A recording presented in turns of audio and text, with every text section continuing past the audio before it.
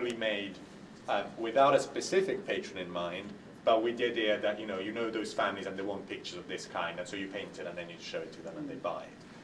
So that's why there was. And they knew their customer. Yeah. Yeah, there were no starving artists then. Starving artists are a modern thing. Well, they end up being starving artists, and most of these artists, Kaup obviously dies being incredibly rich, but most of these were incredibly popular, incredibly rich, and they spent all of their money and died in absolute poverty. So most of them died in absolute bankruptcy. Yeah.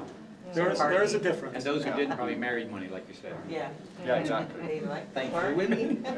Thanks to those rich women. Many of the painters, artists of the time, they painted with the ideas, their own ideas, or whatever.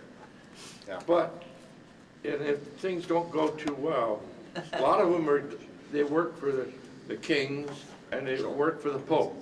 Yeah. And the Pope is the last, if they can't make it in one way, that's always the church for them to either sell or whatever they have to do with their home, their painting. These artists wouldn't have painted for the Pope. I mean, most of these, A, were Protestant, so B, the fact that, the Pope wouldn't have been buying these sort of pictures. I mean, these sort of pictures are much more for a sort of middle, higher class level. That's right. These are the sort of pictures you have in your middle class home. That's right. They're not pictures for the great aristocracy.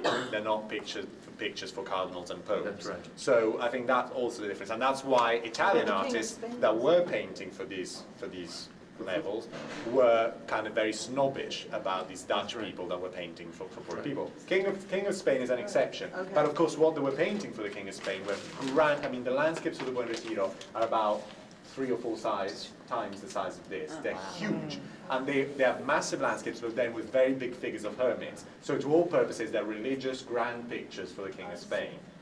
So those are slightly exceptional.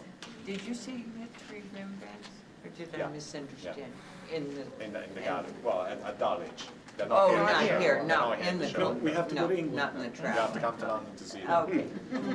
I mean, obviously Just Rembrandt checking. doesn't count as a Dutch Italianate at all, so that's why, I mean, this is just a very specific aspect. I mean, we have a very strong Dutch collection, and we have 3 Rembrandts, we have still lifes, and we have landscapes by Dutch artists painting Holland, people like Ruysdael and Hofferman. But of course, they're not in this show because, This is, yeah. Did they ever paint a scene in a landscape of people eating and drinking or having a party? No. Not really, no. I mean, there's these sort of things, but it's never quite.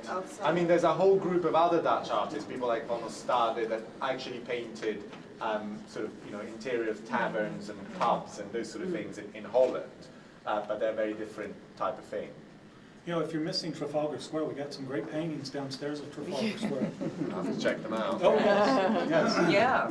They're very Great. nice. They're the Impressionist ones. Yes. Yeah. Hannah Richards Brewster. She spent a lot of time in London, Scotland, England, Ireland. There's lots of Italian ones I saw as well. Yes, well, she loved volcanoes. Yeah. I think there's something about the Italian landscape and the taste at that time, because beginning in central Italy, in Latium and south, and Rome being right in the center there, is that I think there's a moral here for the kind of people they were painting for.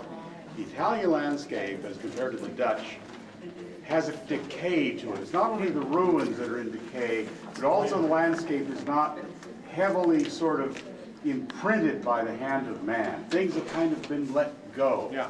And there's this moral that all things of pride will come eventually to destruction, especially when you have the sort of the decaying ruins of the ancient glories of Rome and so on. And I think this is a big factor in what people wanted to buy and remember, especially Protestants in the north, you see. But also, I mean, landscape is, I mean, within the genres, the idea of sort of, types of pictures and how important they are. The top types of pictures are always historical and religious pictures. They're the top. Then come portraits.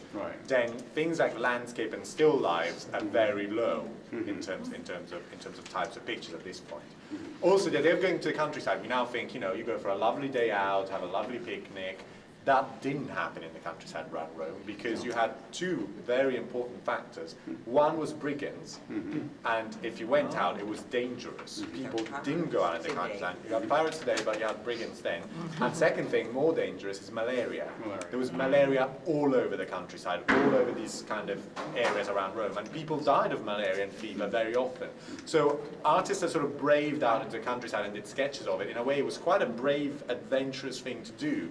It wasn't the sort of kind of lovely day outing that we see or imagine today. So when we go out into the Roman countryside today and go and look at lovely ruins outside, we just think, oh, what a lovely thing to do. At the time, it would have been quite an adventurous thing to do for these people. And they were mostly, they were mostly foreigners. They were mostly French and Dutch. I mean, there are lovely descriptions of Claude, the French artist, who goes out in the countryside, and he's living with Svanevelt at this point, and he goes out into the countryside and spends nights sleeping in ditches so that he can wake up at dawn and sketch dawn and get the right colors for pictures. And I mean, this is, would have been anyone in Rome, not only the Pope, but cardinals or anyone from an aristocratic family in Rome would have thought that Claude was insane. I mean, the idea of kind of going out and spending a night out in the countryside was mad. And so there's different aspects to it, and I think that's definitely part of it. I mean, the countryside is not as we see it today. But it's romantic. It has exactly. so many different features to it, and its kind of irregularities compared to the Dutch countryside. And it's romantic, and it's a sort of life. I mean, all aristocratic families and middle to high class people in Holland or in Europe want pictures of peasants, and the question is why? Why would you want that? Because there's this idea of kind of, ideal, simple life away from all the things of the modern world and the wealth, and the idea that a peasant or a shepherd with his flock has the ideal life. They're out into the open, they're in contact with nature, they eat very simple food, they don't have any of the constraints, and of course it's, if peasants could commission pictures, they wouldn't want pictures of peasants. I mean, let's put it that way. It's the kind of, yeah, exactly. The neighbour's grass is always greener. Is that sort of thing? Where Marie Antoinette creates her own little village at Versailles. Absolutely. To pretend it's a peasant village. That's exactly it. That's exactly it. And these pictures would have gone in the houses of very stern Protestant, upper class kind of rich men, judges and people on town councils who probably worked very hard and were wearing black and sort of white collars and kind of had very, very strict things, probably dealt with some orphanages and charitable trusts and things like that. And what they wanted were lovely pictures at home of the life they didn't lead and places they didn't live in and they probably did never seen.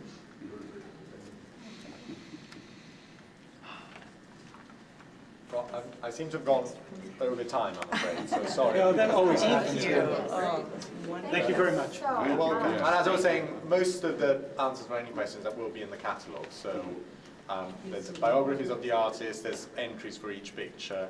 So and again, just spend time looking at them and getting to know them, because I mean, there's some of the artists that we didn't even talk about, but the pictures are really, really wonderful. So and I'm really glad they're here, and I hope you all enjoy them, and that people who come to see the show will enjoy them. And I hope to see you all in London at some point. The problem is, I think if I were to go to London, I'd want to stay.